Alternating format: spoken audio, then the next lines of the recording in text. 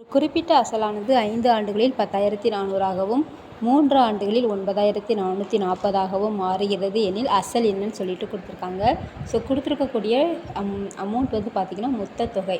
So இப்போ இதில் வந்து பாருங்கள் 10,400ல் என்னெல்லாம் இருக்கும் அப்படின்னா அசலும் 5 வருஷத்துக்கான வட்டியும் இருக்கும். அதே மாதிரி 9,440ல் என்னதெல்லாம் இருக்கும் அப்படின்னா அசலும் 3 வருஷத்துக்கான வட்டியும் இருக்கும். ஸோ நான் இது ரெண்டையும் கழிச்சு அப்படின்னா நமக்கு என்ன கிடைக்கும்? 2 வருஷத்துக்கான வட்டி தான் கிடைக்கும். ஸோ இதை கழிச்சோம் அப்படின்னா 960 வரும். அப்போ 2 வருஷத்துக்கான வட்டி வந்து 960 அப்படின்னா 1 வருஷத்துக்கான வட்டி எவ்வளவு? 480. இப்போ இங்கே பாருங்கள், நான் 3 வருஷத்துக்குள்ள கணக்கு எடுத்து பண்ணுறேன். அப்போ 3 வருஷத்தில் என்னெல்லாம் வருது?